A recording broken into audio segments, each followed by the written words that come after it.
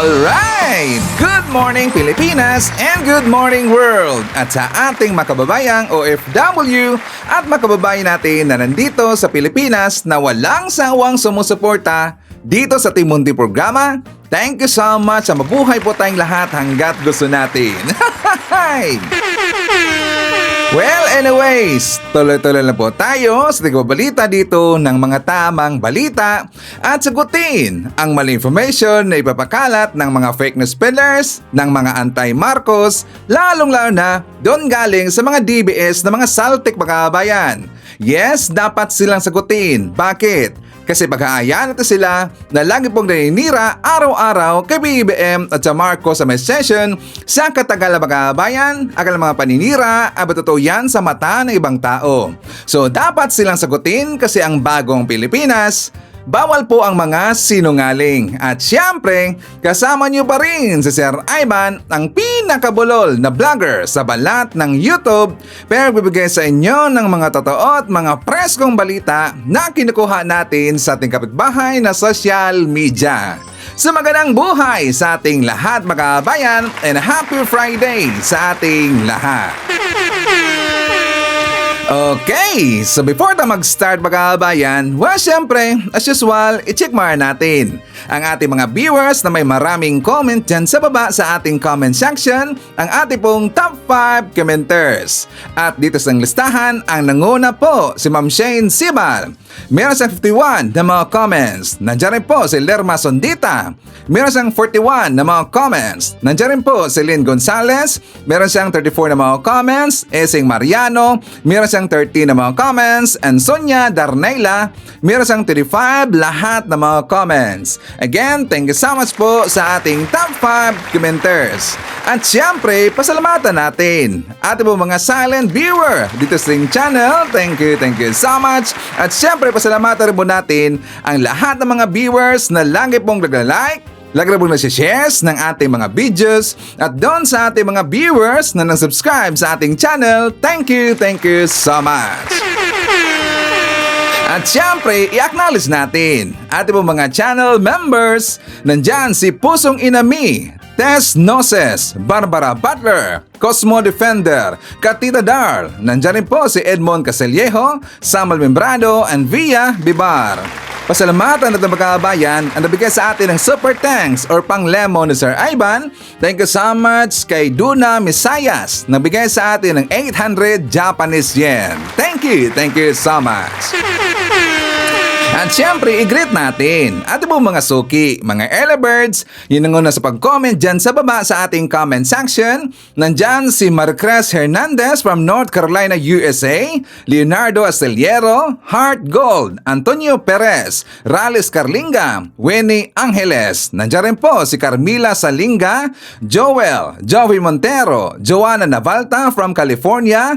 I-shout rin po natin si Rose Guevara, May Dunes, Sabado Olive, Ramonita Berdogo, Manuel Balinget. Nandyan rin po si Miriam Buakina Tamondong. Hi to Derek Erwina Argilies at Derek William Mayo, and hi to Jaime Garcia.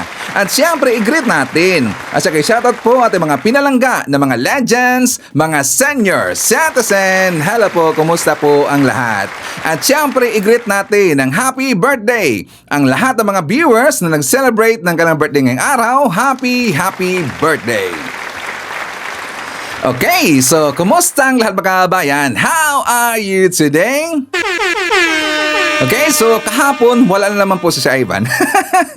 Napakasakit po na king ulo mga kabayan. Sakit talaga eh. Siguro sa mata ko, siguro need na po talaga ni Sir Ivan na magsuot na po palagi ng eyeglass mga kabayan. Makakala ko sa lang yung simpleng sakit na po ng ulo mga kabayan. Akala ko nga high blood si Sir Ivan eh. Pero okay po ang ating blood pressure mga kabayan. Okay po. So I found out na meron pong konting problema po sa ating mata. Siguro na pressure, siguro na fatigue mga kabayan. Kasi nga alam nyo po na after po mag-research Sir Ivan, kasi nga sangkaterbang research po talaga ang ginagawa po ni Sir Ivan araw-araw before po mag-vlog si Sir Ivan. Siguro na fatigue mga kabayan, nakapoy nating mata kasi mahilig akong maligo mga kabayan. Honestly, mahilig po maligo si Sir Ivan before ako mag-vlog makahabayan. So siguro, medyo nagreklamo na ating mata, so sobrang sakit makahabayan. Nahilo nga ako at saka hindi po kaya kung tumuyo makahabayan. So I am very very sorry. But anyways, nakamonitor po si Sir Ivan sa mga nangyayari po sa politika makahabayan, sa politika world. At lalong-lalo na, lagi pong nakabantay. Tayo po'y nakabantay po lagi sa mga pinagagawa po ng mga katarataduhan, mga kabulokang ginagawa po ng mga DDS makabayan. Di ba kung napansin ninyo, meron akong post doon sa Facebook natin na sabi ko, Bistado, ang bago po makabayan, bagong estratehiya ng mga DDS vlogger kasi nga sila po ay sabay-sabay na nag-deactivate ng kanilang mga Facebook account makabayan. Yes, you heard it right, nagsabay-sabay ho sila. Nakita ko nga, di ba si Trixie, ang kanyang luminous makabayan, nakita ko kahapon sa kanyang post, ang sabi lang meron na problema at saka cannot be found daw ang account ni Trixie makabayan. Pati nga ito rin po si Joy the Viber, si Joy the Vibrator. May bagong pangalan si Joey, Joy Vibrator daw. Si Joey po makabayan, sumakay rin po. Ang kanyang account ma-deactivate daw. And also, nakita ko rin po yung sila si Bisdak at saka ito rin pong latest si John Abinis makabayan. Di ba meron pong post si John Abinis, nalalaban na si John Abinis kasi nga meron siyang post mga kabayan ko, sabi niya doon sa kanyang account, sa kanyang original, yung John Abinis, this account will be deactivated within today. Thank you. Bakit niya alam mga kabayan na ma-deactivate ang kanyang account? Di ba nakakaduda talaga Sabi niya, this account will be deactivated within today. Ang ibig sabihin, plano na nila talaga na deactivate or deactivate ang kanilang account makabayan. Kasi nga, sila po ay takot na takot ngayon. If I'm not mistaken, correct if I'm wrong, di ba meron pong mangyayaring hearing sa Kongreso makabayan this coming February 3 yata yun, February 3 and February 4, tungkol ito po sa mga vlogger, mga narco-vloggers makabayan, yung mga vlogger po na mga DDS at saka yung mga napapakalat po ng mga fake news makabayan. Di ba meron pong inilabas po na statement si Congressman si Barbers makabayan. Di ba sabi niya na paiimbestigahan niya ito mga vlogger na napapakalat po ng mga fake news. At kabilang doon, itong si John Abinis makabayan. As far as I know, nakita ko doon sa listahan makabayan, kung correct ako na kasi nga nakita ko doon sa isang GC namin makabayan, may listahan na doon na ipapatawag doon sa sa Kongreso. Nandun nga ang pangalan ni John Aviles, nandun ang pangalan po ni Jason Sa, nandun ang pangalan po ni Boss Dada makabayan, ni Boss Dada, yung pangalan po ni Bisdak, pati nga si Joy the Viber makabayan, nandun po sa listahan. So marami sila, but I am not sure kung si Trixie ipapatawag ba, pero siya po ngayon ay nagpanik na. Kaya nga meron siyang post na na problema daw ang kanyang account makabayan. So siguro hindi pa 100% sure na itong si Trixie kasama rin po siya sa ipapatawag makabayan. At saka meron pong narinig na pati rin daw hanay dito sa mga BBM vlogger makabayan, included me, meron na po daw listahan na ipapatawag doon sa Kongreso makabayan. Yes, you heard it right mga kababayan ko. Pati rin po daw yung mga BBM vlogger. Sana hindi kasama si Sir Ivan. Hindi naman kasi napapakalat po ng fake Sir Ivan Di ba? Di ba kung barbers, tinutulungan nga sila makabayan at saka suportado po ni Sir Ivan at ng mga BBM vloggers ang Kongreso makabayan. Pero yan po ang aking narinig na meron daw ipapatawag ipapatawag daw ng mga BBM vlogger doon sa Kongreso. But hindi naman yan problema. Bakit? Kasi alam po ng mga BBM vlogger, hindi po tayo napapakalat po ng fake news makabayan. Diba? Kahit minsan, meron bang fake news si Ivan?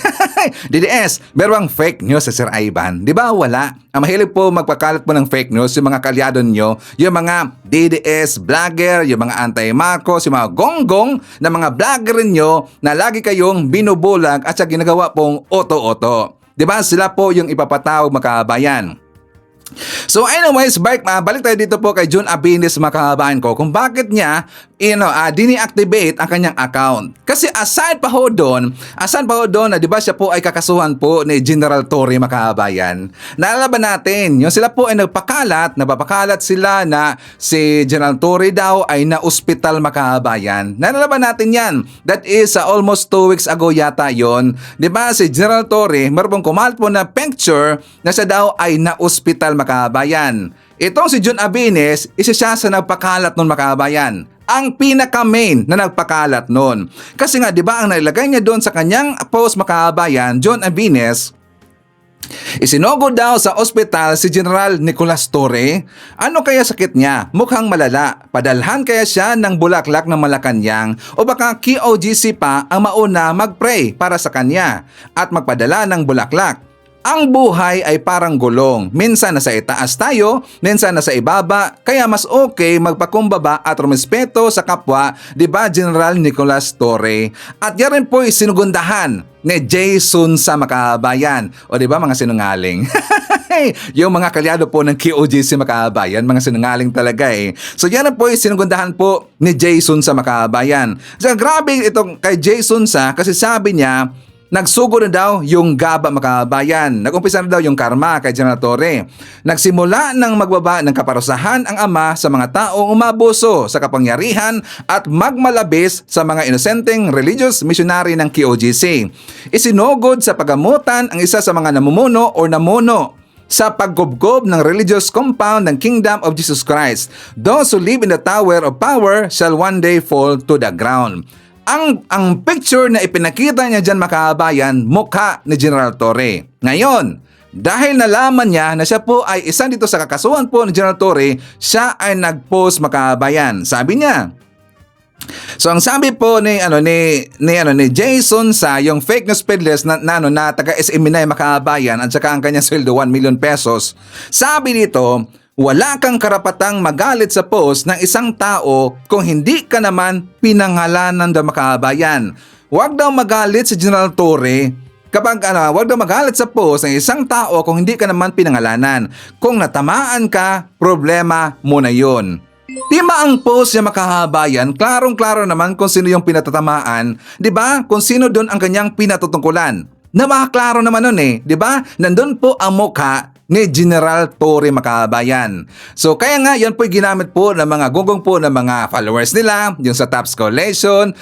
Yan po kinontent rin po ng lahat ng mga DDS vlogger kasi sila po ay tuwang-tuwa na na-ospital daw itong si General Torre. Pero ito si General Torre makabayan, siya kagad po ay sumagot. 'Di ba ang sabi niya, talagang sila po ay napahiya dito. Pero ayon lang maniwala na hindi daw na ospital itong si General Torre. Kasi nga isa rin po dito sa mga comment na mga followers nila makabayan, lalo na sa followers po ni John Abines. Kasi nga tinilan ko doon sa baba ang kanyang post makabayan, ito po ang nakikita natin po doon sa mga comment. Sabi niya, sabi ni Jonas Sally, legit? Sabi ito, yes, legit. Tingnan nyo, sure ba sila makabayan na ospital itong si General Torre? Tapos nilagay kagad po na legit daw. Legit na makabayan. Kaya nga di tingnan nyo, buti na lang itong si Ryan Ortega nagdududa dito sa post ni Jonas Sale. Sabi niya, parang hindi legit ito. Sabi ito, Joe Fox, isa na lang daw ang wati na hindi nakapirma. Sabi nagtanong sila kung buhay pa ba daw makabayan. Siyempre, buhay na buhay si General Torre. Nakita ko nga, lagi siyang nagja-jogging makabayan. Diba? That is 2 vlogs ago or 3 vlogs ago, if I'm not mistaken, nung napag-usapan natin po itong kinasuhan niya ito pong si Kapitan Gago makabayan. Diba? Pinakita ko rin po dito na itong si General Torre, siya po ay nagja-jogging. Kasi nga, di ba, siya po hinamon po ni Commander Bukay makabayan na sasampalin daw ni Bukay itong si General Torre kapag magkita doon sila makabayan. Pero tingnan niyo si Bukay, humihingal nga lagi, tong tao na to kapag siya po ay magbablog makabayan. Tapos ngayon, meron siyang gana na parang hinahamon niya si General Torre na sasampalin niya makabayan. Sa vlogging pa nga lang, the way siya mag-vlog makabayan, nahirapan nga siya, lagi nga siyang hinihingal. Tapos makikipagsampalan siya kay General Torre, gonggong talaga eh. Tapos ginawa nilang totoo ang fake news mga kabayan. So buti na lang ito pong si General Torre, and I'm sure na alam nyo na po itong balita na ito mga kabayan. Di ba? Sumagot kagad po si General Torre, nagpa-ospital, pumugi. Teka, kamukha ko ba ang na-ospital? May cleft chin, malago pa ang buhok, pogi at makaisig. At saka marami siya mga follow-up mga kabayan. Sabi niya hindi yan totoo na siya po ay na-confine. Actually, totoo po ang sinabi ni General Torre na hindi siya na-hospital mga kabayan. Bakit sa Ivan? Nung time po, nakita ko kasi nung time po na pinost nila yan ni John Avines at saka ni Jason sa makabayan, nakita ko po si General Torre na nandun siya sa korte makabayan. Nalaman natin yan, yun po ang time na yun. Pero after po siya doon sa kanyang press con makabayan, press con ba yun? Yung interview niya doon sa mga journalist, sa mga reporter o sa mga mainstream media makabayan, yun na po ang time siya po ay sumagot. Ay ibig sabihin, hindi siya na ospital kundi nandun siya mismo sa korte makabayan. So ngayon, sila po ay kakasuhan po ni General Torre. I'm sure na alam niyo na po yung balita na to, pero for recap lang po makabayan para ma-connect natin po sa next po na ating topics. So ito po ang balita tungkol kay General Torre. For more details, let's watch this. Kasong cyber libel sa Department of Justice ang nakatakdang ihain laban kay Gisonsa at isang vlogger ni CIDG Director Brigadier General Nicolas Torre III. Ito'y kaugnay mano sa pagpapakalat ng fake news na mayroon umano siyang sakit at nasa ospital. Sinabi pa ni Torre na ang mga kumakalat na litrato ay fake at Photoshop. Kailan ko kasi na cyber libel, yung mga sobra-sobra na kung maka-personal attack sa akin. This week, magkaluwag-luwag lang ako yung mga nag-post na ako'y na-hospital, na ako'y nagkasakit, di ba? I'm going to file cyber libel case against them kasi ang tinatamaan kasi ang pamilya ko eh. Dahil hindi na sa personal kundi, well, sa mga colleagues ko rin kasi hindi na tumigil aking cellphone, get well, ano nangyari sa'yo, ano sakit mo? So it's really a foul, no? Nang tanungin kung healthy ito, tugon ni Torre, pwede pa umanong mag-marathon. Sinabi ni Torre, handa na ang kaso at kailangan na lamang umanong sumpaan ito sa harap ng piskalya. Jason sa, at saka yung isang, nakalimutan ko yung isang vlogger din na pero ang isang nakita ko, unang-unang nag-post nun si Jason sa. So, I really would like to bring them to court. Kasi, dito naman sa bagong Pilipinas, yan ang tama eh. Kung meron tayong nakitang mali, ang redress ay nasa korte. So, I'm going to file cases against them. At saka yung mga kumakabatikos ay talagang akala mo silang nakakaalam ng lahat. So, ito lang ang challenge kasi dyan. Kung talagang tama sila at matapang sila, isulat nila, pirmahan nila at i-file nila sa korte. Para kinaumagahan kung sila ay sagutin na ng counter affidavit, hindi nila pwede sabihin na joke only. Ako si Edwin Moreno para sa Lizardi Radio Bandido TV. General Torre, konting info lang. Ang una pong nag-post noon si John Avines. I-check nyo lang po yung timeline. Ang time po na ipinost nila yung balita na yun, yung kanilang fake news tungkol sa iyo.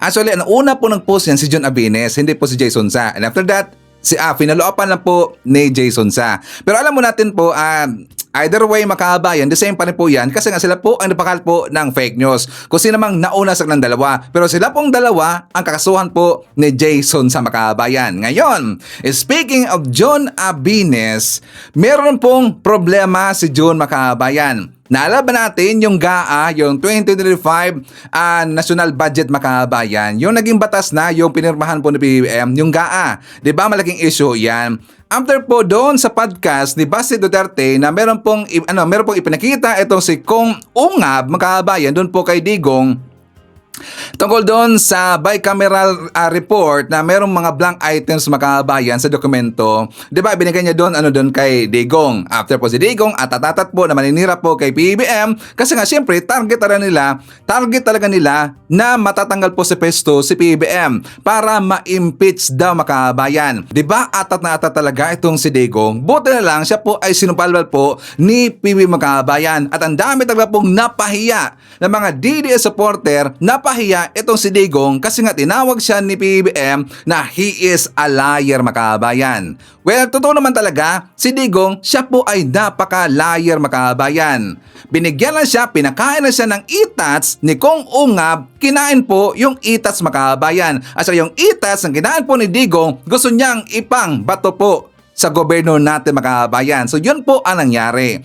Bakit nadawit si John Abines, Sir Ivan? Kasi si John Abines, siya po ang nag-post na tinawag niya na greatest robbery caught in camera makabayan.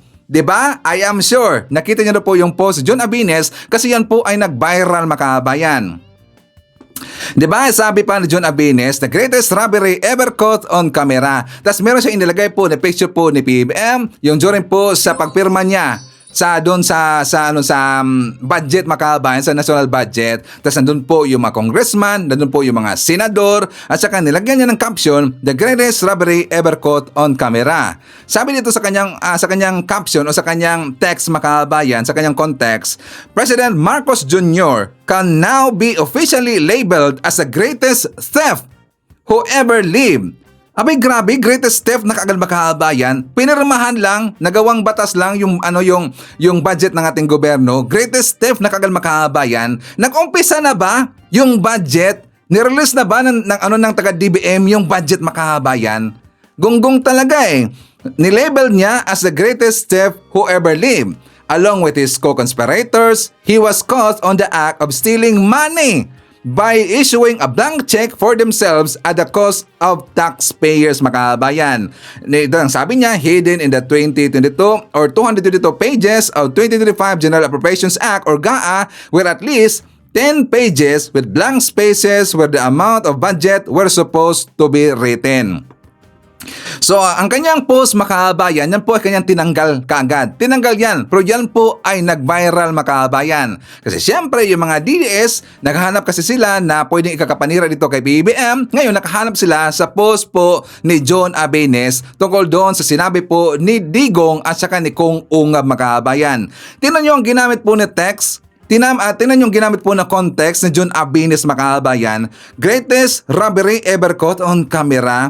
Tas dito pa may nakalagay pa na BBM daw can now be officially labeled as the greatest theft who ever lived. Ninakaw kaagad yung national budget, hindi pa nga nag-umpisa yung budget makabayan, hindi pa nga yan nabuo, hindi pa kaka-start pa nga lang ng year 2035, hindi pa ho yan na yung nabigay po yung budget makabayan. Na-approve pa ng DBM. Pero hindi pa ho yan na-distribute po ang budget makabayan. Ngayon, theft na kaagad, gonggong talaga eh. Kaya nga, dito rin po sa kanyang second post makabayan na GAA 2025, The Smoking Gun. No less than FPRRD has caught the greatest conspiracy of robbery done on broad daylight perpetrated by President BBM, the Senate, and the House of Representatives under the leadership of Martin Romualdez. Isa ito sa dahilan kung bakit siya natakot makabayan. Yes, isa to sa dahilan kung bakit niya dine-activate niya ang kanyang account. Ngayon, gumamit siya ngayon ng kanyang bagong account makabayan, ang pangalan Ernest Abines. Bakit siya gumamit po ng ibang pangalan makabayan? Kasi nga ang nakalagay po doon, 'di ba? Siya po ay kakasuhan po ni General Torre. Ang nakalagay kasi na pangalan makabayan at saka nalaman po ni General Torre is John Abines. Pero ang kanyang pangalan po, meron siyang pangalan pong ginamit is Ernest Abines makabayan. But I am not sure kung yan ba talaga ang kanyang totoong pangalan. Kasi alam mo natin, ang mga DDS, hindi sila gumagamit po ng kanilang totoong pangalan makabayan. Yan si John Abines, nakalimutan ko lang kanilang totoong pangalan eh. Basta iba, parang mahaba yung una makabayan, mahaba yung una ng kanyang name. Ngayon, gumamit siya ngayon ng bago, Ernest Abines. Pero siya pa rin po, siya po ay hahabulin ng ating gobyerno. At isa rin po sa dito sa ipapatawag po ng ating Kongreso tungkol dito po sa pabukalat po ng fake news at saka yan po pinangunahan po ni Kong Barbers makabayan. Yan si John Abines. O diba, karma na. Tas napakatapang lang makabayan. Napakatapang naman gunggong na to. Kung talagang totoo ang kanilang sinasabi, bakit nila pinagdidelete mga kabayan? Kung talagang totoo ang kanilang sinasabi, bakit hindi nila paninindigan at saka hindi nila i-deactivate ang kanilang mga accounts mga kabayan? Napakatapang pati nga ang kanilang mga followers, ang tapang talaga. Tas marami siyang mga post doon na dapat na talaga i-impeach si PBM, impeach si PBM, now na talaga. Tas napaka-sure nila mga kabayan, napaka-sure nila. Kahit saan ako magbasa-basa po ng mga comments sa mga vlog na mga DDS, napaka-sure nila na ang February 2025, katapusan daw ng buwan ni PBM. Kasi siya daw ay mai-impeach mga kabayan. Sure na sila mai-impeach sa February 2025. Makipagpostahan pa tayo sa mga DDS mga kabayan. Paglampas ng February, presidente pa rin po si PBM. Hindi ganun kadali po ang impeachment. Alam ho nila yung makabayan. Pero ngayon, February 25 na naman po, di ba nung una hindi pa nangyari yung tungkol dito po sa yung pulboronic video makabayan. Nalalaban natin yan, yung hindi pa inirelease yung pulboronic video na peaking video na inirelease ni Maharlika makabayan for how many months before nangyari yon. Di ba sure na sila na katapusan na doon ng PBM, mai-impeach na si PBM or matatanggal na sa peso si PBM. Doon pa lang po nag-start doon sa pulboronic video hanggang lumabas itong yung tungkol po doon sa nasangkot di ba nadamay yun si Marcel Soriano makabayan dahil doon meron nakita according doon ni Jonathan Morales na taga PDEA makabayan, sure sila na nandun daw si PBM gumamit daw ng white powdery substance at kasama itong si Marcel Soriano. 'Di ba? Sure na sila doon hanggang dumating yung maraming instance, like for example, sa rally ng Maisog. Sa rally po dyan sa EDSA. For how many times nag-rally ang Maisog, pati po yung rally po ng EDSA makabayan, EDSA Friday Group, every Friday, nandyan po sila nag-rally, kasama pa yung Maisog na magunggong makabayan, natanggal ba si PBM? Hanggang ngayon, presidente pa rin po si PBM. Ngayon, dumating rin po yung rally ng INC. 2 weeks before or month before po sa rally ng INC, napaka-sure na nila. Ilang araw na daw, ilang oras na lang daw, itong si PBM matanggal na daw sa pwesto. Natanggal ba si PBM sa pwesto makabayan after sa rally ng INC? Tas ngayon na naman po, dahil sa GAA, dahil sa budget po, sa national budget na pinirmahan daw ni PBM, meron daw anomalya makabayan, sure na silang ma-impeach. Kasi meron silang inilagay dito na dahilan kung bakit daw dapat nang impeach si PBM. Ang post ni Tio Moreno makabayan. Ano yan, Sir Ivan? Sabi dito ni Tio Moreno, ay siya nga pala. Speaking of Tio Moreno, naalala ko makabayan, meron kasing post itong si Tio Moreno na nung time po sa Sinulog sa Cebu City, nandun pala itong si Tio Moreno. Tapos si Sir Ivan, nandun din po sa Sinulog Cebu City. Sayang, hindi kami nagkita Hey, Tio Moreno, sayang hindi tayo nakita Hey, nandun makabayan, nakita ko nga sa post niya, that is kahapon yata yon or 2 days ago, medyo late niyang pinost makabayan para walang makakaalam na nandun pala sa Cebu City itong si Tio Moreno. Sayang hindi kami nagkita makabayan. Papogi ay sana kami. 'Di ba? Tapos dito sabi po ni Tio Moreno, it's time to impeach President Marcos. Under Article 11, Section 2 of the 1987 Philippine Constitution, the President can be impeached for culpable violation of the Constitution. Tapos sabi pa dito, treason, bribery, graft and corruption, other high crimes, and betrayal of public trust. So nang binasa ko ito makabayan, hindi bagay. Hindi to para kay PBBM. Kundi ito po ay para kay Sara Duterte makabayan. Correct ba, wrong? Di ba, DDS? Ito'y bagay po para kay Sara Duterte. Dahil po sa kanyang korupsyong ginagawa, noong time pa siya ay isang deputy secretary, dito bilang isang OVP, marami hong korupsyong nangyari sa panahon po ni Sara makabayan.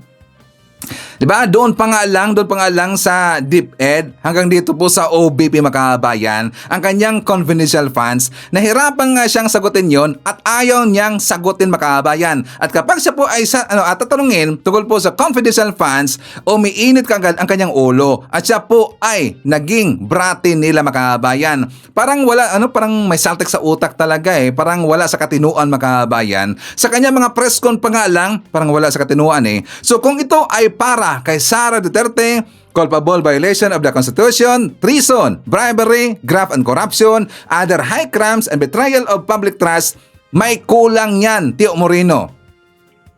Yes, may kulang yan, Tio Moreno. Ano yan, Sir Ivan? Mentally incapacity ba tawag nun? Mental incapacity nga pala. Namali tuloy. Mental incapacity. 'Di ba? Kasi nga meron po saltek sa utak mga kabayan. Dapat dagdagan mo, Tio Moreno. At yan po ay para kay Sara Duterte. Postahan tayo, Tio Moreno. After February, hindi matatanggal sa peso si PBM. Sige nga, postahan tayo.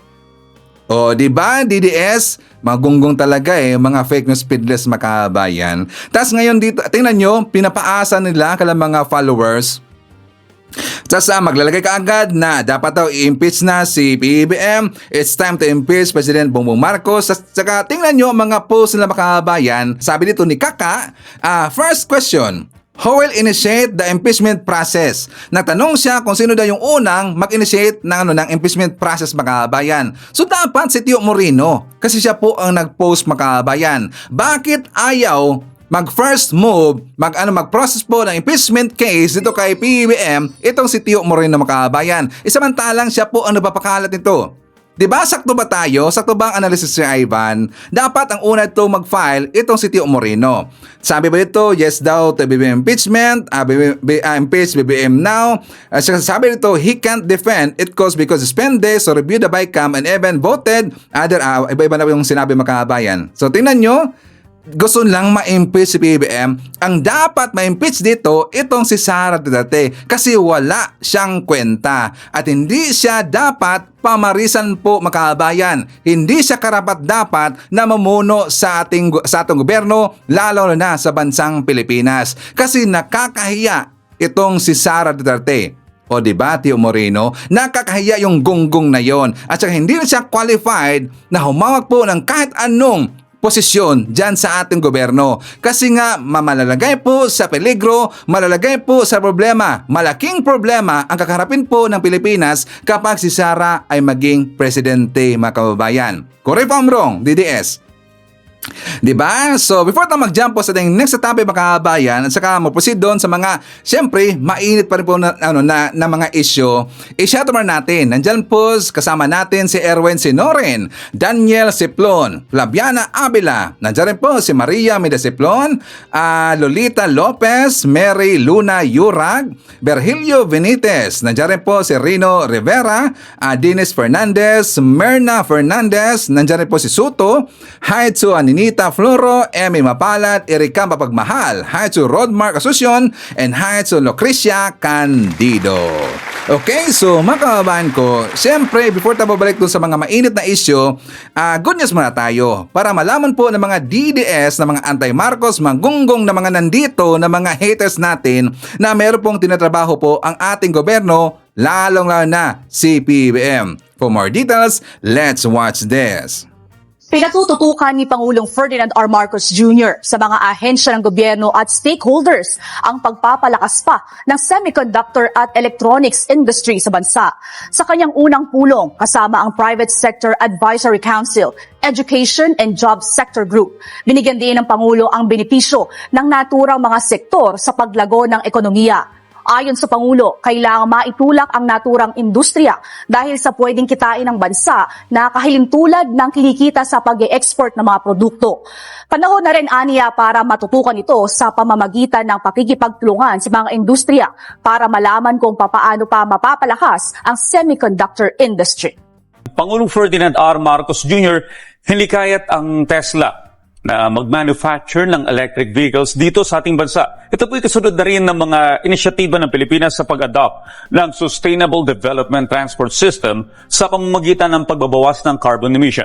Sa mensahe po ng ating Pangulong Marcos Jr. sa launching ng Tesla Center Philippines, bukod anya sa pagtulong sa environmental sustainability, nakakatulong din anya ang Tesla sa pagpapalakas ng local workforce. Ayon pa po sa ating Pangulo, ang Tesla anya ay bumubuo ng isang henerasyon ng mga Pilipino na kaisa sa akbang sa pag-shift ng sustainable technology. Bawat Pilipinong makakapagtrabaho sa isang investment sa Filipino talent na magsusulong sa transition na ito. At hangad nga ng Pangulo na balang araw ay piliin ng Tesla na mag-manufacture ng mga sasakyan dito sa Pilipinas.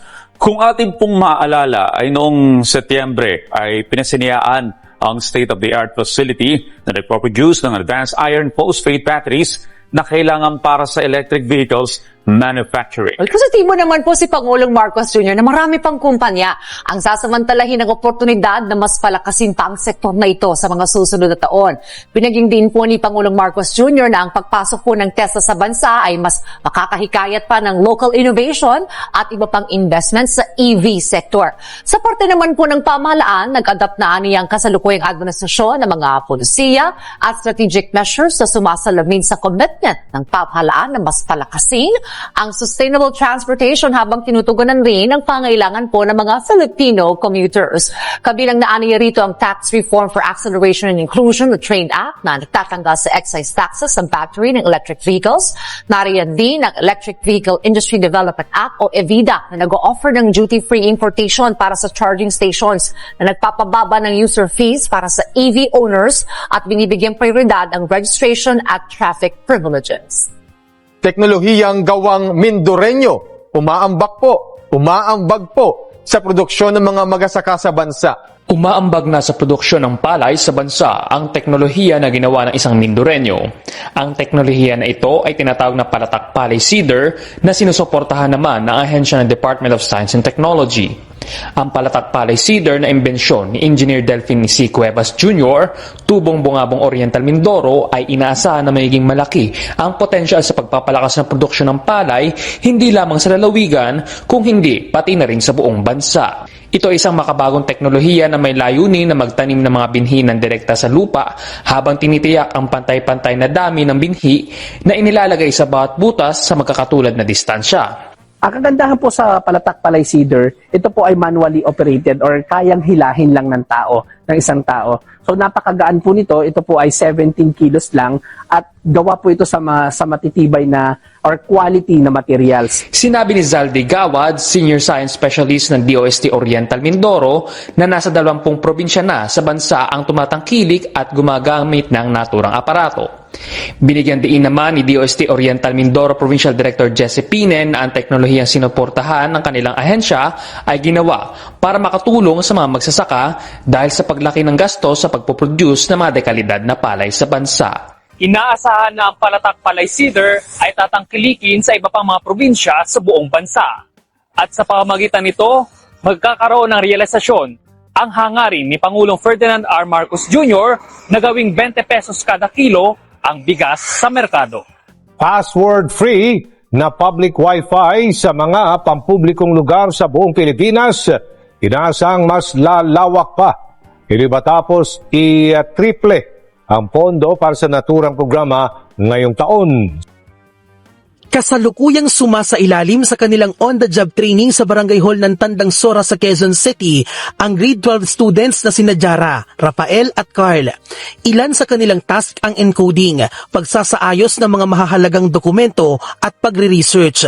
Kaya malaking bagay para sa kanila ang libreng wifi dahil mas napapadali nito ang kanilang trabaho. Nakakatulong po siya sa amin kasi nag-OJT po kami dito. Tulad po niyan, naghahanap po kami ng research about sa pag-OJT, sa mga gawain po. Nakakatulong po siya sa, halimbawa po, may ginagawa po kami sa computer or sometimes we don't know what we're doing, so nagre-research po kami on our phone.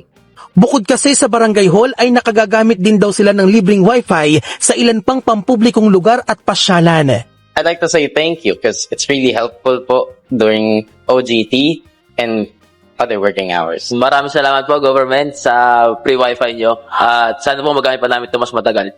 Naglaan ng mahigit 7.5 billion pesos ang gobyerno para sa Free Wi-Fi for All program sa ilalim ng 2025 national budget.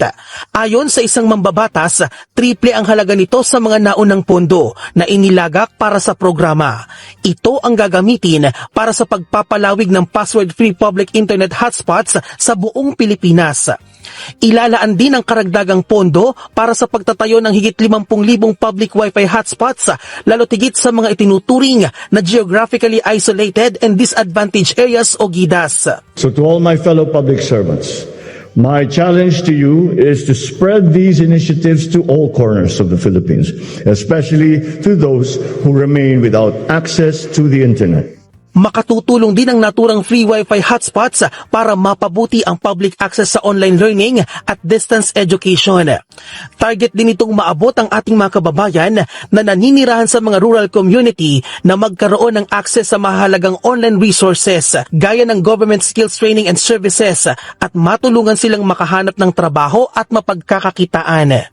Let us remain steadfast in our belief that working side by side, pressing on, keeping our promises one by one, we will attain a bagong Pilipinas that fosters a more secure, comfortable, and fulfilled life for everyone.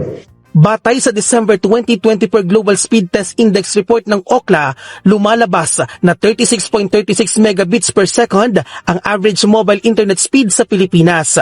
Mas mababa ito kumpara sa ilang karatig bansa natin sa Timog Silangang Asya. Dahil dito, nanawagan ng ilang mambabatas na maipasa na ang House Bill 10215, ang panukalang nag-aatas sa mga private telecommunications company na mas pabilisin ang paghahatid ng mobile internet speed sa bansa. Okay, so kung nagustuhan ninyo ang ating good news mga kababayan, please give a like naman po sa ating video. Malaking tulong ho yan. Kung hindi man kalabisan sa inyo, please i-share natin ang ating vlogs mga kababayan para marami pa tayong matulungan po ng mga kababayan natin na nabulag ng kabilang kampo at matulungan natin silang maipaabot sa kanila yung mga totoong mga balita mga kababayan. Okay, so thank you so much. So doon nga pala sa last na portion ng balita tungkol po sa internet speed po sa Pilipinas. Actually, napakahina yung mga kababayan. 36.96 MB yata yon ang average na kung saan, siyempre kung ikukumpara natin doon sa ibang lugar, mabilis na yung ibang lugar, for example sa Singapore, sa Taiwan, sa Malaysia nga mga kababayan, di ba nabilang doon mabilis po sa Southeast Asia, nakita natin doon sa Singapore, sa Hong Kong, mabilis po ang kanilang internet mga kababayan. Sana bibilis na sa Pilipinas. Alam nyo, na-miss ko talaga sa Saudi mga kababayan. Bakit sa Ivan? Alam niyo ba yung internet doon sa Saudi Arabia, napakabilis mga kababayan. Totoo lang. 'Di ba alam mo 'yan sa mga nandyan po sa Riyadh, sa Dubai, sa Qatar, mabilis po yung internet mga kababayan. Ako mahilig po akong magda-download po ng mga movies. For example, yung mga high def na mga movies, mga Blu-ray na mga movies, na isang movie mga kababayan, 2.7 gigabytes or 3 gigabytes, malaki ho 'yan. Pero alam niyo ba, kunin lang yan, talagang matatapos ho yan within, like for example, 8 minutes, 9 minutes, 10 minutes, which is, tinignan ko dito, gintry ko yan dito sa atin makahabayan, abot pa nga ng 30 minutes, 40 minutes, ganun po, kahina makahabayan. So sana in the future, hopefully, na magaya po ng Pilipinas na ganun kabilis po yung internet makahabayan. Pero 'di ba may nakita tayo, phase 1 po yata 'yon sa ipinakita sa report po ng DICT na natapos na po yung phase 1, yung cable para po sa internet makabayan, natapos po phase 1. I think phase 3 yata hanggang phase 3 yata 'yan if I'm not mistaken. So kapag matapos na po yung proyekto niya makabayan, kasi yan po ay directly naka-connect doon sa ibang country. Kung gaano kabilis yung internet doon sa ibang country, siguro sa parang Australia yata yon. Sakto ba yon? Ang narinig ko. Australia ba yon or sa direct po sa US? Meron silang malaki pong cable marine makabayan na iko-connect sa Pilipinas. Nasa phase 1 pa lang po ang tapos makabayan. Kapag yan po yung matapos na at saka operated na makabayan, aasahan natin napakabilis po ng ating internet. So hopefully in the future, mangyayari yan makabayan. Kasi maganda yan Para kapag tayo po ay mag-download po ng mga movies na mga high def, mga Blu-ray, only lang 5 minutes, 7 minutes, di ba? Napakabilis talaga eh. So sana po mangyari yan sa panahon po ni PBBM. Para pikat na naman itong mga DDS makabayan. Marami itong mapapahiya. Mabilis ang internet sa Pilipinas dahil yan kay PBBM. O, di ba? So anyways, i-shout naman natin, nandyan po si David Tamayo Jr., Leopoldo Nases from Pangasinan, Evelyn Garcia, Sportsinobi from South Korea. Kasama rin po natin si Ashin, Dieselin David, John Wick, Brad Sinco Blag, nandyan rin po si Josephine Gallego, Felma Cabato, Apolonio Nocido, Isidra Losada, Tink Abel. Nandyan rin po si Wenny Angeles from Lancaster, Samar, Wing Salvatierra, Ronelyn Lamsen, and Hayato Osborne Gislani. Well, siya nga pala, speaking of Samar, napakalakas yung lindol kahapon makabayan. Diba? Sa Samar kasi yun sa Southern Leyte makabayan, part of Southern Leyte and also sa Samar. Napakalakas ng lindol kahapon dito sa amin. Pero doon po sa Samar, saka sa Southern Leyte makabayan, ang dami pong bitak doon sa daanan. Pati nga yung mga establishmento doon, yung mga eskwelahan, ang dami pong bitak makabayan. So sana hindi mangyari ng ganon. Sana hindi na mangyayari yung ganun kalakas makabayan. So anyways, dahil po na napakainit pa rin po hanggang ngayon, yung tungkol po sa usapin ng GAA makabayan at saka hanggang ngayon nakafocus po yung mga DDS, ang content nila nakafocus pa rin po sa budget ng gobyerno makabayan. Dahil daw, ang nakadiscover niyan, ang grupo ni Digong. Kapag daw si Digong yung magsasalita makabayan, yan talaga daw ay sasabog kaagad makabayan. So alam nyo ba si Senate President, si Chis Escudero makabayan, di ba nasalita na po na pinatutunayan niya, iginiit niya na wala siyang nakita na blanco doon sa BICAM report. Pati nga si Senator Joel Villanueva and also si Senator Risa Hontiveros makabayan. Sila po ay nagsalita na dito. For more details, let's watch this. Ilang mga senador iginit na kumpleto at walang blanco ang pinagtibay sa 2025 national budget issue sa politika at nalalapit na halalan posible manong motibo sa mga lumalabas na aligasyon laban sa pambansang pondo. Sinagot ni Senate President Francis Escudero ang ilang espekulasyon sa 2025 national budget. Makaraang questionin ng ilan ang Bicameral Conference Committee report nito at matapos ang ilang aligasyon ng blank items. Sabi ni Escudero, kumpleto ang General Appropriations Act. Wala raw itong blanco o kulang. Hindi tama na mag-akusang may blank check na binigay ang Kongreso. Mali yun. Kasinungalingan yun at hindi totoo yun. At kung blanco man yung nasa GAA, hindi pwedeng i-release ng DBM yun. Hindi pwedeng i-release ng National Treasury yun. Kung may typographical error sa enrolled bill, na let's say may blankong linya doon na sinabi Project ABCDE o Kalye o Road ABCDE na walang amount, hindi pwedeng release yun at sulatan ng amount ng kahit sino man yun. Hindi na kailangan i-deklara pang unconstitutional yun, iko-consider error yun. Nakikita namang motibo ni Escudero sa mga issue. Palapit ng eleksyon, ang kulay politika ay masyadong matingkad sa ngayon at siguro sa mga susunod na araw, wag na tayong magulat sa mga dagdag pang mga kwento, atake o pagpuna tulad nito dahil tila naglinyahan na sila sa buhangin. Kung sino ang sa kaliwa, sino ang sa kanan, sino ang sa pula at sino sa puti. Si Senator Joel Villanueva pinanindigan na walang nakitang blanco sa BICAM report. I am not happy with the GAA, so why would I lie? Di ba dapat sabihin ko, tama, hindi ako bibigyan kasi blanco. So hindi, wala akong nakitang blanco. Hindi ganyan yung nakita ko. Ang dami ko nakita mga ngayon na naglalabas. Parang glaring naman for someone who would sign that. Para naman kay Senadora Risa Hontiveros, bagamat may mga hindi rin siya gusto sa budget, nanindigan din na wala siya nakitang blank item sa budget. Mahirap din daw sabihing ipawalang bisa ang 2025 national budget dahil ang implikasyon nito magkakaroon ng reenacted budget. Marami-rami akong in-interpolate ng mga budget ng ibang mga department at ahensya, hindi yung mga sponsor ko na mga budget. Hanggang sa huling BICAM meeting na dinaluhan ko, wala akong nakita doon sa working drafts na tinatrabaho namin na blank line. It's purely politikahan, sabi mo nga, di ba? Because if you really want to attack the budget, or you want to assail the budget, you go directly to the Supreme Court. Mas mabuting iakyat na lamang sa Korte Suprema kung may kwestiyon o anumang kontrobersya sa pagpapasa ng 2025 General Appropriations Act. Ayon sa political analyst na si Attorney Michael Henry Yusinko, mapapansin na politika ang pangunahing motibo kaya binabatikos ang 2025 GAA dahil na rin ito sa nalalapit na 2025 midterm elections. Ayon kay Yusinko, kung nais na questionin ang constitutionality ng budget, dapat silipin na rin ang ibang provision nito, hindi lamang ang umano'y blankong items o halaga na natuklasan sa Bicameral Conference Committee report.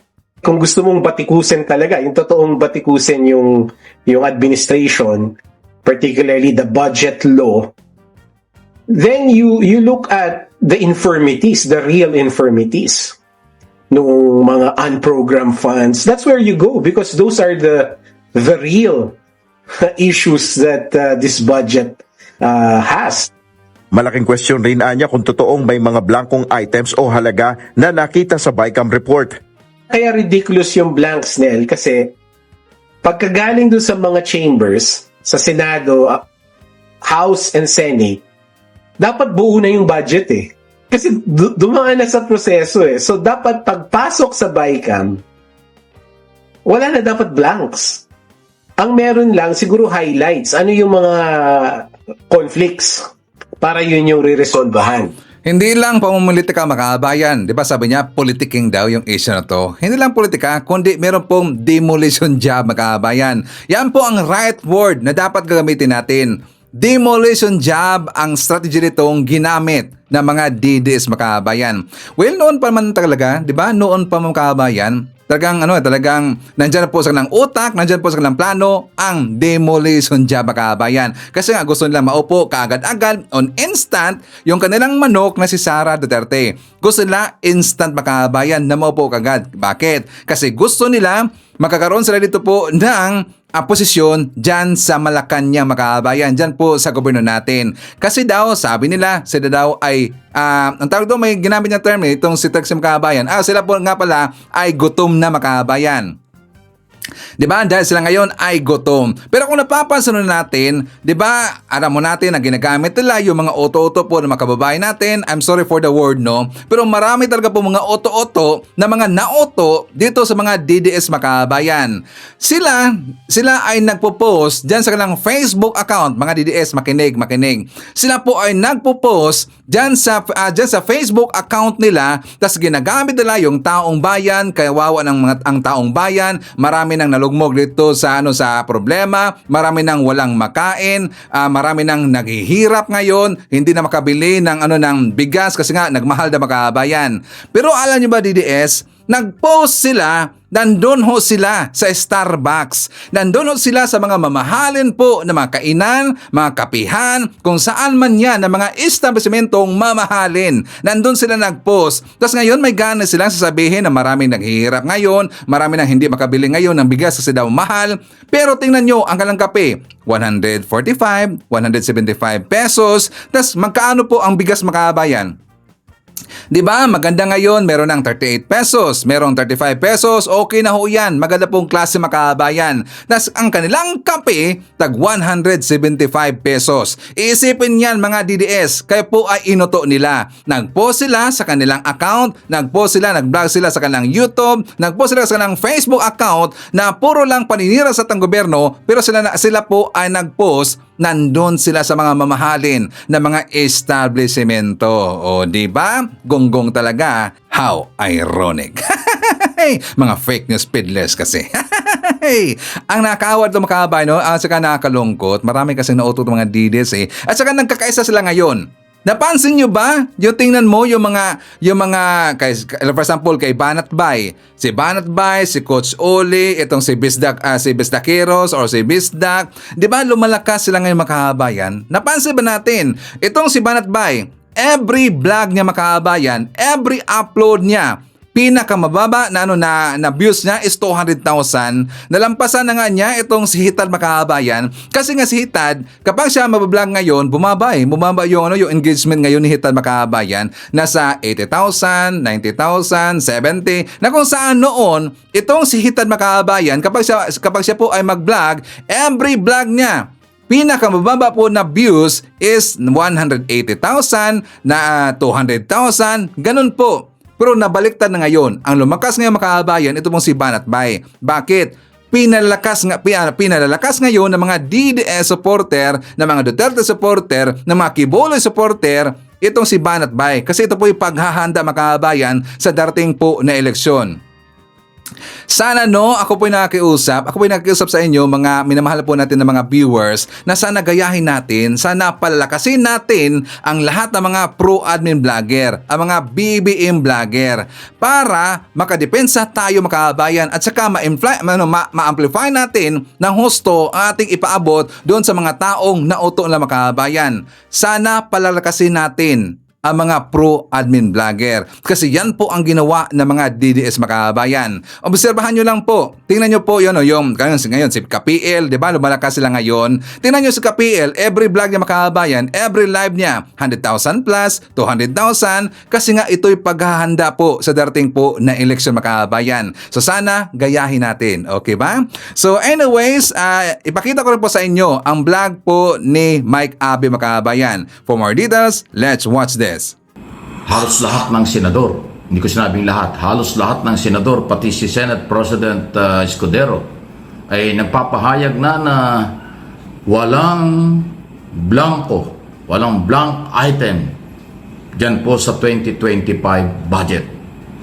Kahit po anong sabihin ni Congressman Ungab na siyang nagdala ng dokumento kay Duterte, former President, at tumarap sa media nung isang gabi na sinasabing illegal yung budget dahil merong blank item, hindi ho totoo. Kasi nga, dun sa General Appropriation Bill,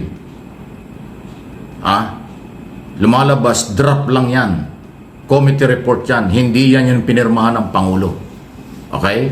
At yun hong draft na yan, yan pong blankong yan na sinasabi ng kampo ng mga Duterte sa BICAM, hindi po yan yung pinirmahan ng Pangulo. Dahil ang pinirmahan ni Pangulong Marcos bilang Chief Executive ay yung General Appropriation Bill na naging General Appropriation Act. Walang blanco. Kahit ang mga senador na pumirma ron at kasama sa BICAM, nagsabi sila na walang blanco sa General Appropriation Act. So walang problema yung batas. Kung ano man ang nakita nitong kampo ni Duterte at ni Congressman Ungab ng 3rd District ng Davao doon sa BICAM, hindi ho nakakabahala yun. Kasi yun po ay BICAM report. Maaring draft lang yun, proposal lang yun, pero hindi yun ang nasunod. Ang sinunod ay yung doon sa pinirmahang batas na walang blanco, walang blank item. So ayan, until na wala pong congressman o senador na tumayo para paboran si Duterte at si Ungab dyan sa isyong ito. Lahat sila'y tumayo bilang mga member ng BICAM na hindi nalusutan at wala doon sa kahit to si Amy Marcos. Sabi ni Amy Marcos doon sa BICAM, posibleng merong blank item, blank doon sa BICAM report. Pero doon sa General Appropriation na pinirmahan ng kanyang kapatid ng ating Pangulong Marcos, wala daw pong blank items. Ayun. Pati si Amy, nakumbisi na walang ganon. Anong ibig sabihin niya? O magagalit yung mga DDS kay Amy? Ay si Amy Marcos, member ng BICAM. Okay? Ayun ang kanyang sinasabi. Yung pinipirmahan ng Pangulo, hindi pwedeng may blanco. Yung mga BICAM report, draft at anumang mga proposal, natural. Magulo yun. Hindi talaga final yun. Kaya nga, draft lang eh. Ayun ho ang ginagamit ngayon ni Congressman Ungab na isinubo kay, kawawa naman si Duterte, sinubuan ng ganun dokumento. Ayun naman hong dating Pangulo, siyempre, naniwala kay Ungab siguro, ginawa, kagad-agad iniharap sa media at sa publiko, ito, huwag kayo magbayad ng buwis, illegal itong budget, o ito, kalokohan ito, mali ito, ganyan kagandaan banat, o ngayon. Sinabi ng Pangulong Marcos, he is lying, paulit-ulit na sinabi ni BBM. President Bongbong Marcos. Ay napakasakit po, no? Pag sinabihan ka ng isang presidente na ikaw ay liar, nagsisinungaling ka, masakit yan. Lalo na dati kang Pangulo, sasabihin ka ng ganun, masakit yun. Pero bakit ginawa ng Pangulong Marcos yung kasi galit na siya? Kahit nakangiti siya sa interview, pero yung mata niya iba ang tingin, may galit na. Napiko na ang Pangulo. At yun naman ang kailangan. Dahil sobra na kasi ang panlalait, mga bata, mga batikos na wala sa lugar. Yung Executive Secretary, Chief Justice ng Supreme Court dati yun. Papayag ba naman yun? Si Senador Recto, ngayon is Finance Secretary Recto, si DBM Secretary Amina Pangandaman, yan po yung dating executive assistant ni Senador Edong Angara, yung tatay ni Senador at Secretary Sani Angara. Ano po yun? Nasa opisina po yun ni Edong Angara nung araw. Alam niya ang batas, alam niya yung paggawa ng budget. Okay, NEDA Secretary General at lahat ng economic manager, papayag ba yung papipirmahin ng Pangulo na merong blankong items? Hindi. Lalo na si Executive Secretary. Hindi lang abogado, dating Chief Justice, papayag. Hindi papayag kasi alam niya magiging problema sa Constitution yun. Hindi talaga. Kaya nga sinabi ng Pangulong Marcos, he is lying. Paulit-ulit. Kasi nga, sinubuan. Malamang si Ungab kasi nagsasalita ngayon sa media, hindi na si Duterte, hindi na makasagot si Duterte. Kasi, sablay. O si Ungab ngayon, ginajustify nga na, walang problema kung minakita kang dokumento dun sa committee report, wala yan, hindi naman yan ang pinirmahan ng Pangulo. So, walang problema sa batas. Ang pinirmahan ng Pangulo ay yung proposed bill na naging batas matapos pirmahan. So, yun ang malinis. Alang problema ron. Talaga lang, Ayun ngayon, walang kakampi, walang kumakampi kay Ungab at kay dating Pangulong Duterte. Katulad ng sinabi ko, maging si Amy Marcos na identify sa kanila, hindi naman Marcos loyalist. O galit niya nga yan ng mga Marcos loyalist kay Amy. Pati si Amy nagsabi. Hindi siya pimirma doon sa committee report na yan, pero naniniwala siya at hindi pwedeng pirmahan ng Pangulo kung merong blank item. Walang blank item sa General Appropriation Act, sabi ni Senador Amy. Maging Chis Escudero, Senate President, maging si Gatchalian, maging si Villanueva, at yung iba pang mga senador, wala daw pong blank item sa General Appropriation itong national budget na ginagamit na ngayong taong ito. Ayan. Mga congressman, wala kang marinig sa kanila. Wala. Si Ungab, congressman ng Davao City, nag-iisa. Ultimo nga yung anak ni dating Pangulo, si Duterte, Pulong Duterte, hindi rin nagsasalita, hindi rin yata. Tahimik din. Walang kakampi. Dalawa lang sila. Ginagamit na publicity ng ibang mga politiko na kailang kakampi, ala rin. Kasi nga ako sablay. Tsaka, sinabi nga ng Pangulong, he is lying. O, edi lahat kayo, kung sinabihan ni Pangulong Marcos na nagsisinungaling si Duterte, edi lalo na si Ungab. Sino ba naman si Ungab? At saka yung iba pa dyan. Yung sinabihan ng nagsisinungaling ng ating Pangulo, dating mataas na opisyal. Dating Pangulo. O, sino pa ba? Pag sinabihan ng Pangulo na nagsisinungaling yan, so ibig sabihin yan, lahat na nagsasabi na merong ganyan, nagsisinungaling. Ayan ang dating nun. Yan po yung aking analysis at opinion sa isong yan. Relax lang ho tayo. Hindi natin palalampasin ang mga ganyang isot. Higit sa lahat, lagi kong ipapaliwanag. Kahit paulit-ulitin natin topic yan. Para hindi kayo malinlang. Para hindi kayo mabudol. Itong aking channel, sasabihin ko at pangangatawan ako, ano ang totoo. Pinag-aaralan ko at sinusuri kong mabuti ang aking sinasabi rito at pinag-uusapan natin. Dahil ayaw ko kayong malinlang. Gusto kong igabay kayo ng aking mga subscriber at viewers sa tamang impormasyon, hindi sa propaganda ng mga kabilang kampo na o hindi man lahat, halos lahat sablay, sabit, walang pagpapatunay, puro intriga, paninira, pagpapabagsak at kawalan ng respeto sa gobyerno at sa Pangulo. Okay, so kasama rin natin si Teresito Lo Shoutout sa kanyang wife na si Rosemary Lu, kanyang anak na si Kim Lauder Lu, Fahrenheit Lu, kanyang apo si Elijah and Jake. Hi to Rica Noses, Anisito Kumabig. Hi to Felicitas Manibog, Nonski Pasamonte, Emerald Gemini, Tis Tumaliwan. Nandiyan rin po si Percy Shalana, Gorgunya Angala, Trinidad Lozano. Nandiyan rin po si Annabel Hoson, Merna Borromeo, Shisita Druha. Hi to Apple Nash, JRN, Philip Esquivel from San Diego. Hi to Biole Benaventura, Nida H. Haka, Mercy Calatrava, Elena Cao. Hi to Anjang Aison. Shout out sa ating hater na si Likewise 1101, Robin Basinga Salindong, Derek Erwina Argilles. Nandiyan rin po si Rolando Ulay Diaz Agpawa, Felisa Liano, William Steven Berdogo, Elvier Jimezo, Evelyn Garcia, and hi to Elsa Hoffman. Okay, so mga kababayan ko, yan ating mga nakalap na mga balita ngayong araw. Kung nakaabot ka po sa portion na to, sana nakapag-like na ho tayo. Libre po ang mag-share, libre din ang mag-subscribe. Again, maraming salamat sa mga viewers na hindi nag-skip ng ating mga commercials. Thank you so much. At before natin tatapusin ang ating programa ngayong araw, sana sabayan nyo si Sir Ivan para sa ating live messaging prayer. Panginoong Diyos, ipinagkaloob mo sa amin ang araw na ito upang tulungan kaming gugulin ito ng walang kasalanan. Naway protektahan nyo ang aking pamilya, mga kaibigan at kamag-anak sa lahat ng masasama. Mangyaring samahan nyo kami, pagpalain ang araw na ito, gawin itong puno ng kagandahan at kasiglahan, at turuan kaming manalangin, maniwala, umasa, maging mapagpaubaya, magpatawad at magmahal. Idinalangin ko ito sa pangalan nating Panginoong Jesucristo. Amen. So maraming salamat mga kababayan, and I hope to see you again on my next video.